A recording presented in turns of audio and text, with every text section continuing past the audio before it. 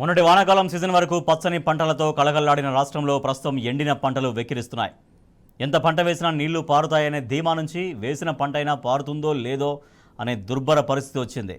BRS పాలనలో గాడిన పడ్డ వ్యవసాయం కాంగ్రెస్ 3 నెలల పాలనలోనే గాడి తప్పుతోంది. మొత్తంగా రైతులకు మళ్లీ కష్టకాలం మొదలైంది. ముందు కదులుతున్నాయి.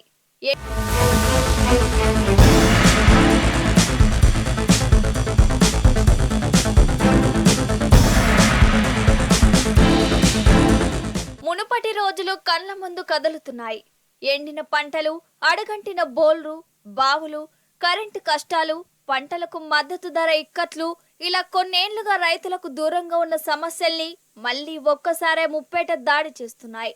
పంటలు చేతికొచ్చే పరిస్థితి లేక పెట్టుబడి భారమై రైతులు అప్పుల పాలవుతూ ఆత్మహత్యలు చేసుకుంటున్నారు. మొన్నటి వరకు పుట్ల కొద్ది వడ్లు పండిన రాష్ట్రంలో ఇప్పుడు పంట చేతికి రావడమే గగనంగా మారింది. ఇప్పటి వరకు సుమారు 51 లక్షల ఎకరాల్లో వరి పంట సాగైంది. ఇందులో అత్యధికంగా ఉమ్మడి నల్గొండలో సుమారు 11 లక్షల ఎకరాల్లో సాగైంది. ఆ తర్వాత ఉమ్మడి కరీంనగర్ జిల్లాల్లో 10 లక్షల ఎకరాల్లో, నిజామాబాద్లో 8 లక్షల ఎకరాల్లో సాగైంది. కాళేశ్వరంపై కాంగ్రెస్ పార్టీ పగ, సాగునీళ్ల నిర్వహణలో అలసత్వం వ్యవసాయ రంగాన్ని ఒక్కసారిగా అతలకుతలం చేస్తుంది. సాగునీళ్లు లేకపోవడంతో రాష్ట్ర వ్యాప్తంగా వరి పంటకు తీవ్ర నష్టం వాటిల్లుతుంది. 51 లక్షల ఎకరాల్లో వరి సాగైతే సగం పంట సాగునీళ్లు లేక ఎండిపోవటం ఖాయమనే అంచనాలు ఉన్నాయి.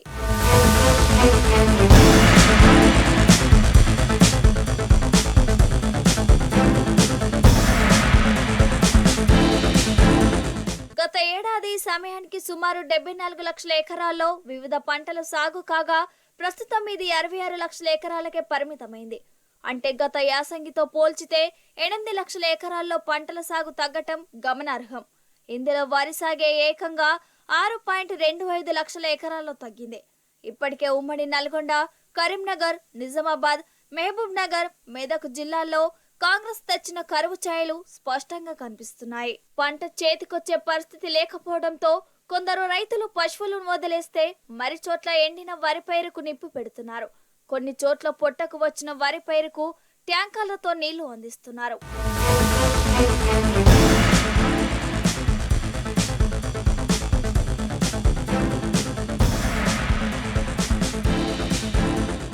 ఉమ్మడి రాష్ట్రంలో సాగునీళ్లు, కరెంటు, ఎరువులు, మద్దతు ధర కోసం రైతులు రోడ్డెక్కడం సర్వసాధారణంగా ఉండేది.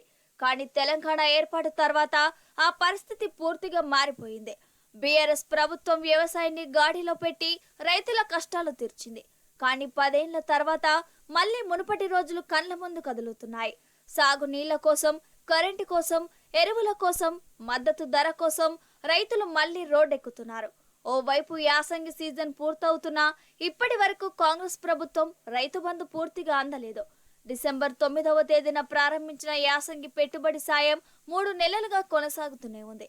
ఇప్పటి వరకు 3 ఎకరాల రైతులకే పెట్టుబడి సాయం జమ చేసినట్లు తెలుస్తుంది. ఇంకా మిగిలిన వారికి ఎప్పుడు జమ చేస్తారో తెలియని పరిస్థితి నెలకొంది.